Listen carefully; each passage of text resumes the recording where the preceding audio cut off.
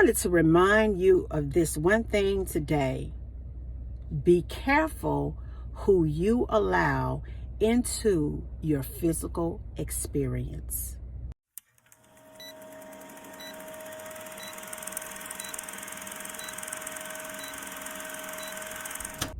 I want you to understand that. A lot of us, we pick up people's spirits. We began to act in ways and say things and do things that we never did before, but it was just that one encounter, that one experience, that one intimate time that we allowed somebody into our space, into our heart, into our body, and they left a residue of themselves, and we can't seem to break this. I want you to understand that the enemy wants your soul tied up to unclean things. He wants you to be looped in to things that are not of God. He wants to steal your essence away through intermingling and connections, so you will never be free to walk in this thing called life. And sometimes, out of ignorance, we fall into the same trance that those before us we fell into. We'll fall into fornication. We'll fall into lust. We'll fall into a lying tongue. We'll fall into things that we don't even understand why we've got them. And it's mainly because we have not renewed our mind in the things of God. I want you to understand this today, that you have to be careful of people that you allow into your space, into your home, into your experience, into your body. See, I know that the way it is out here in these streets, that they think it's cute for you to walk through here half naked, for you to twerk, for you to misuse your body for money and for fame. They think it's cute for you to dishonor something that God says is the temple in which he dwells in. They want you to be spiritually soul tied so that you would never be free to really walk this thing out with God. See, sometimes when you have a physical experience with somebody, they leave a piece of themselves inside of you. You don't even understand why you have desires that you never had before. You don't understand why you're having crazy dreams that you dared to dream before. You don't even understand why you say some of the darndest things that you never said before, but it's all a part of the spiritual company that you're keeping. I want you to understand that after the person has been gone for years, somehow, some way though, they're still with you. They've been gone for 5, 10, 15, 20 years, but yet and still the residue of that person still lives on the inside of you. God says that he wants to clean your house out.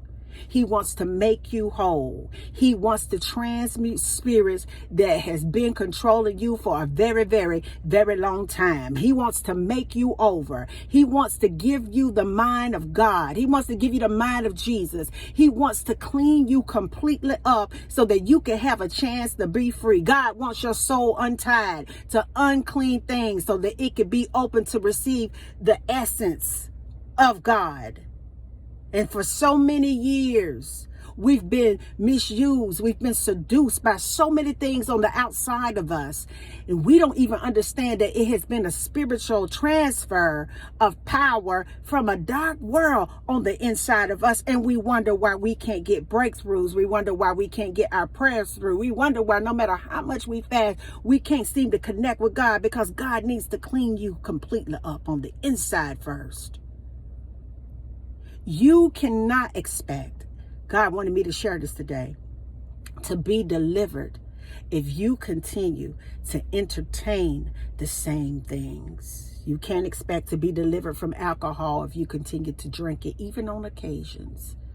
You can't expect to be delivered from lust and fornication if you continue to watch it on your TV screens and flirt with it in your physical world. You can't expect to ever stop committing adultery on your husband or your wife if you continue to commit adultery on God. You can't expect to stop having a lying tongue if you don't give God the space that he needs to clean up your verbiage, to clean up your language and change your language to a holy language. You can't expect to ever dwell in righteousness if you continue to entertain darkness. I want you to understand that it's a spiritual war going on and it ain't no joke. And I want you to know that you got to start covering yourself. I don't know if you began to look outside, but over here in this nation right here, anything goes. And when people begin to move God out of the way and they begin to do things on a higher level to usher in an agenda to make room for the Antichrist to show himself in this dimension, if you don't get your soul tied to God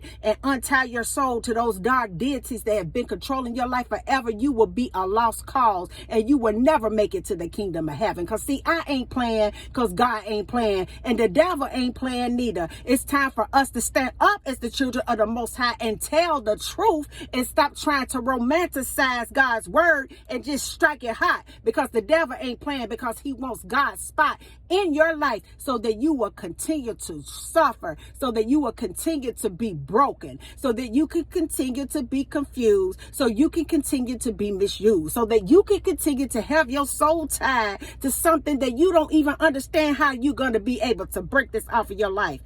I'm telling you today, you need to get it together and allow God the space to come into your life. You need to start making some subtractions out of your life, physically and spiritually. You need to start making some subtractions with the company that you're keeping.